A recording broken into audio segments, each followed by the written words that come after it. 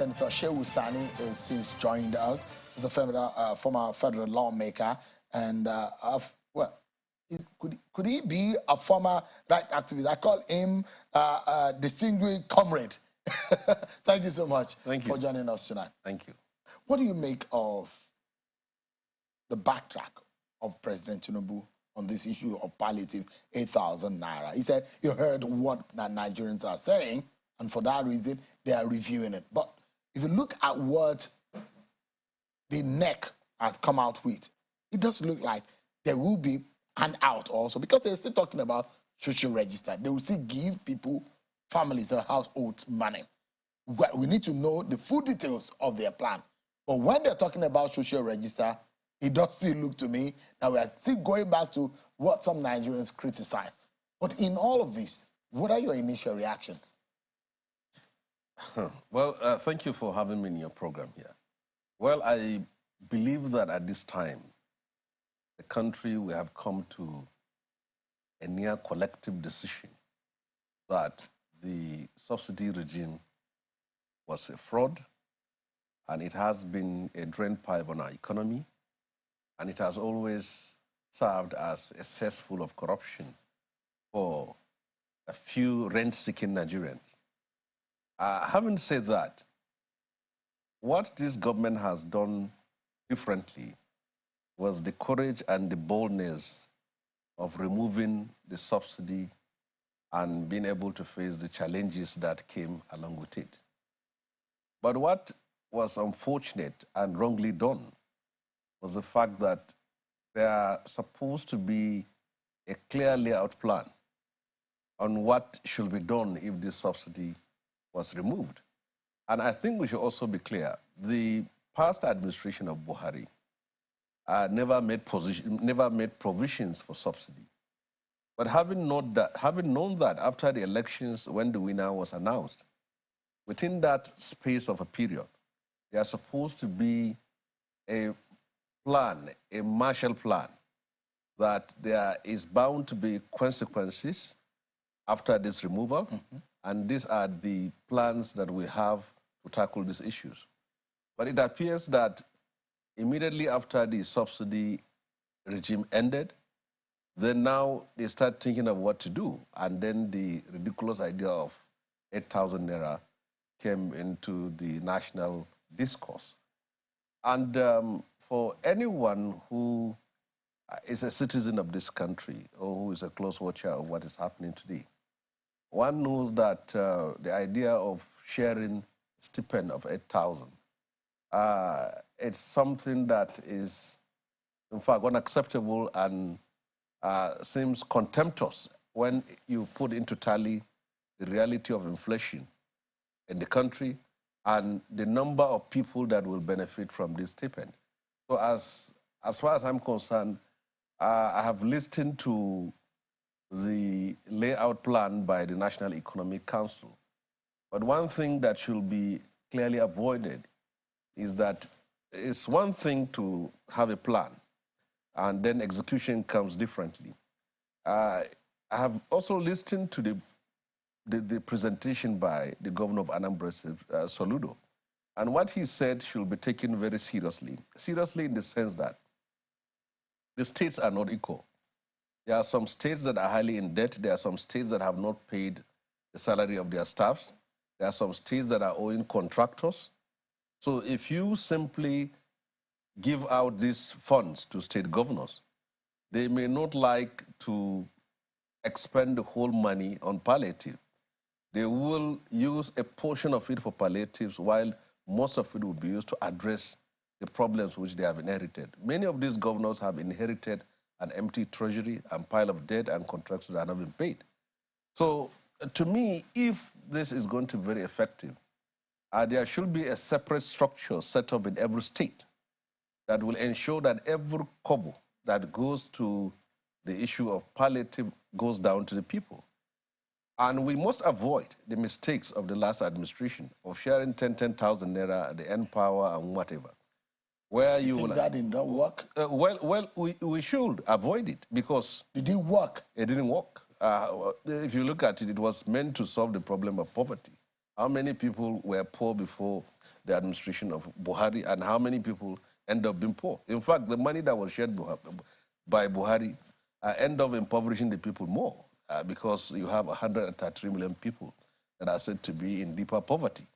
So I think if we are to get these things right, structures specifically for palliatives should be given consideration. And then the increase in minimum wage should be something that should also be done. We understand that representative of the World Bank was at our meeting, at the National Executive Council, Economic Council meeting today, and with what is on the ground, that money, the 800 million US dollars, the purpose by which World Bank has stipulated is for these conditional cash transfer or social safety net measures to help the poorest of the poor. Either Nigerians like it or not, it does look like there are plans to still give out this money. It is the money given to Nigeria by World Bank. How we're going to pay it is going to be our problem, our own headache. So if some Nigerians are criticizing giving out these handouts, but it does look like the government is going ahead with it because they're already talking about peculiarities of the states, and the states having their own social register. The plans are being put in place. Well, what I want you to understand is this, that palliatives palliatives are not enough to address the problems of poverty in this country. Well, even if you go by the layout plan, you share 8,000 or 20,000 naira to a number of people, let's say 20, 40, or 50 million for a period of time. Then what becomes of other Nigerians that are not within that cycle of beneficiaries? And also what will become of Nigerians after the expiration and the money has been exhausted? So to me, I believe that palliative measures should have both a short-term and long-term issues. And the long-term has to do with the issue of increase in wages of workers, at the same time assisting farmers to produce food and see how you can do something about public and agriculture. So I think these are issues. But as for the World Bank, I'm not very clear if that is a grant or if it's a loan. And if it is a loan, if it's a loan, then it would be suicidal for us to collect loan and share to people, and then nothing comes after that. Isn't it apparent that that's what's going to happen? Well, if the government goes ahead to borrow money to share, then it's not different from borrowing money to pay subsidy.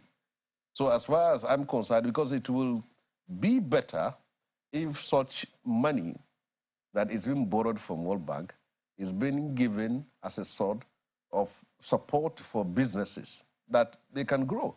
But if you borrow money to share, then after the 12 months or 1.5 years has expired, will you still borrow money again to share to people, or what will you be able to do? So as far as I'm concerned, I think the government need to get these things right. And then something we should also avoid very well is that if you give out these monies to state governments, there should be a break and a check to ensure that it's not only the beneficiaries not only be members of the ruling political parties in the state and supporters of state governors. We must ensure that a structure that we have at the federal level is also replicated at the state level, that will reach out to all Nigerians that are available and then ensure that they benefit from this palliative. But if not, borrowing 800 million from World Bank and then sharing it to Nigerians, and then when it's done, what becomes of the kind of scenario that played out during COVID, where there are palliatives and some of them stored and left to rot away in those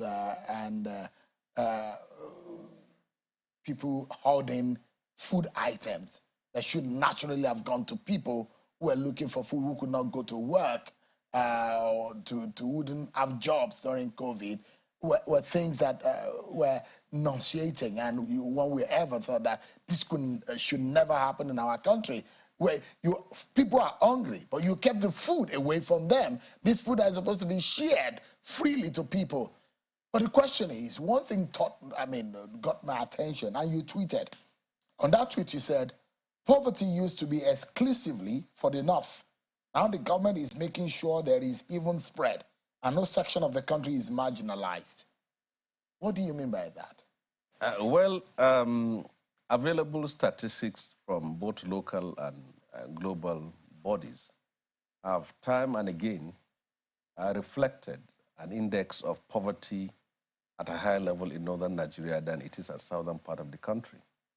But it is clear that the reforms program that is embarked by this government is coming with consequences, and that consequences also has to do with poverty.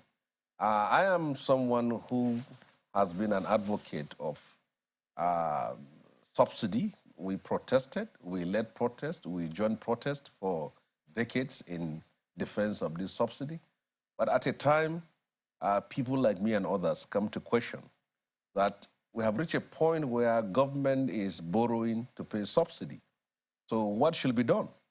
And then the idea of subsidy should be removed, but there should be enough palliatives to address the consequences of subsidy. So as it is now on the ground, if you don't address the problems of poverty, it's likely going to spread. Most times when you ask an average Nigerian, and which part of the country is more impoverished than the other, I say the North. The North have more number of poor people. Well, it's a fact on the ground.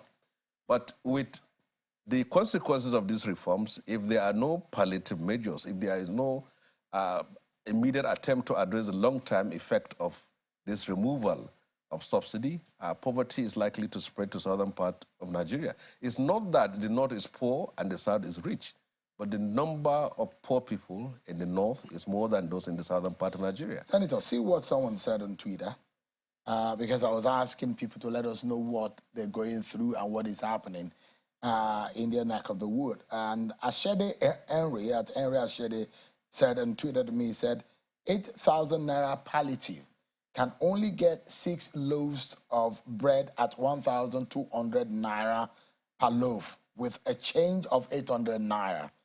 What can 6 loaves of bread do to a household of 5? Is that the reality of our country at the moment? Well, you see, most members of the Nigerian ruling political elites are disconnected from the realities of their people. Their lifestyle is high.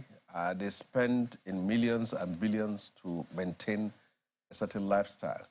But they don't have the feel of what an ordinary man in the street, not just in the street, even their security men and their own housemates are going through. So to them, they think that 8,000 can address the problems of poverty, which is very ridiculous. Whoever sold this idea to the president and this government never meant well for the country as a whole. I think I was one of the first that simply made a sarcasm out of it, that how can a nation where people cannot even survive with 30,000 naira minimum wage be given 8,000 naira as, and I call it the Almajiranization of Nigeria, because if people will have to line up to be given 8,000 naira, which cannot buy anything, I think it is more or less to try to turn everyone into a beggar. I don't think this is the way out. And with the money that accrued out of the removal of this subsidy, there should be better ideas, more noble. But I'm not sure the money is, in fact, even in the hands of anybody, because the government, based on what the GMD of NNPCL said on this program, that government has been defaulting over the past month. They've not been paying for that subsidy. So the money does not exist in reality, except they've come out tomorrow to say the 400 billion naira per month is now coming in truth and is with the CBN. But, Senator, you're talking about tightening belts. Cutting cost of governance is part of the agenda of the next today. And they said they are advising and urging every strata of government to cut costs. Is that a reality that can happen? The National Assembly, the state governors, the state governments, and elsewhere. Is it possible? Do you see that happening? Well, from what we are seeing on the ground in the last few weeks, it appears that the appeal for sacrifices is usually directed at the poor Nigerians. Cutting the cost of governance is something that we have not seen any indication from both the federal and state level. And at the same time, it is time the president should also ensure that the rich also make sacrifices. If he is really determined to address the socio-economic problems of this country, I think it should be across board. You have taken over power. Be bold enough to do what others have not done. You have been able to remove subsidy, and the poor people are suffering. But there are people that have looted money in the last 8 years under Buhari administration. Go after them, retrieve those money. The cabal are known, the former governors are known, the former ministers of the government of Buhari are known to have institute probe and see where money is being looted, and they retrieve it. But for now, it's only the poor that is making sacrifices and suffering. And there doesn't seem to be any indication of cutting costs of governors. Look at the convoys of the state governors, still the same. The presidential attitude doesn't show also cutting costs of governors. And you have seen also the budget with our colleagues at the National Assembly. These are all issues that need to be addressed. Let the poor see the rich also making sacrifices and cutting costs of governors on the side of government, so that we know that everyone is here for the good of the country. And this is perhaps how we anchor the situation now. Experts have said it might take another time. It will take some time before it can start easing. For an average Nigerian, it's going to be a very difficult run. Where do we go from here? What do you think the government can do? Low-hanging fruit. Hope that they are selling.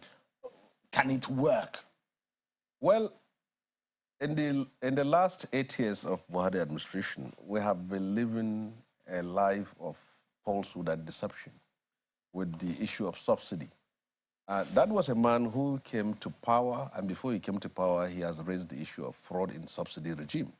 And for 8 years, he was unable to remove that subsidy out of perhaps fear of the consequences of it, or social uprising and perhaps a revolution.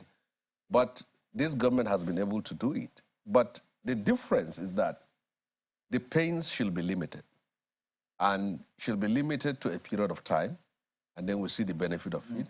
And the pains should also be shared across the board, not only the poor. And anything you do for the purpose of making corrections or addressing the wrongs, if the pains are within a very limited period of time, is welcome. Under Buhari, the pain is that of cancer. And under Tinubu, perhaps the pain is that of chemotherapy. If this procedure will lead to a better Nigeria, then that is okay.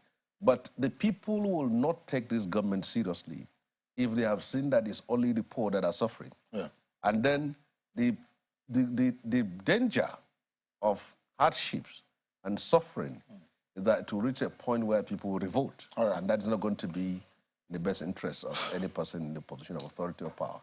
We hope that things will ease for President Tinubu, who said, let the poor breathe, do not suffocate them. I hope that the poor of this country will not be suffocated, and succor will come to them. Thank you so much indeed, Senator Shehu Sani. I appreciate your time on the program tonight.